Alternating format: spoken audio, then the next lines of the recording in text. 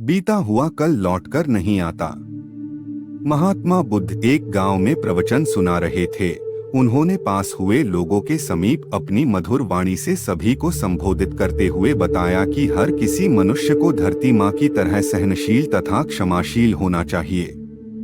क्रोध मानव का ऐसा शत्रु है जो दूसरों को तो हानि पहुंचाएगा, साथ में खुद भी उससे नहीं बच पाएगा। इसलिए क्रोध, ईर्ष्या मानव की सबसे बड़े शत्रु है।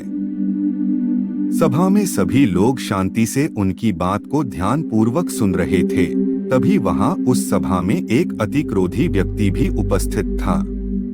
वह पहले तो उनकी बात सुनता रहा, फिर वह अचानक महात्मा जी से क्रोधित होकर बोला। बोलते समय उसका आंखें खून के समान लाल हो रही थी।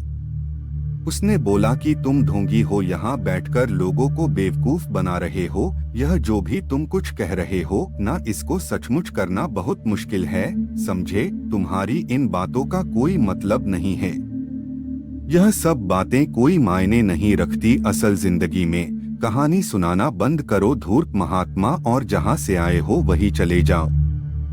ऐसे कठोर वचन सुनकर भी महात्मा जी ने उस क्रोधी पुरुष का कोई विरोध नहीं किया और न ही उसकी बातों पर कोई भी प्रतिक्रिया दी। वह शांत रहे और अपना काम करते रहे, जिससे वह पुरुष और भी क्रोधित हो गया। उसकी समझ नहीं आया वह क्या करे। तब उस पुरुष ने महात्मा जी के मुंह पर थूक कर चला गया। अगले दिन जब उस व्यक्ति का क्रोध शांत हुआ और उसे अपनी गलती का पछतावा हुआ, तब वह आत्मग्लानि में जलने लगा। और फिर उसने सोचा कि उस महात्मा से मुझे माफी मांगनी चाहिए। वह महात्मा जी की खोज में उसी स्थान पर गया जहां महात्मा जी कल प्रवचन दे रहे थे। लेकिन महात्मा जी वहां कहाँ मिलने वाले थे।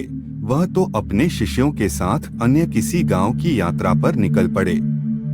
वह पुरुष सब लोगों से महात्मा जी के बारे में पूछता उस स्थान पर पहुंच गया जहां की महात्मा जी प्रवचन कर रहे थे। तब उस पुरुष को महात्मा जी के शिष्यों ने उसे उनके पास जाने से रोका, लेकिन महात्मा जी ने अपने शिष्यों को आदेश दिया कि आने दे उस पुरुष को। तब वह पुरुष महात्मा जी के चरणों पर गिर गया, उनसे बोला, मुझे क्षमा कीजिए महाराज। उसने महात्मा जी से पूछा, क्या आप भूल गए हो कि मैं वही जिस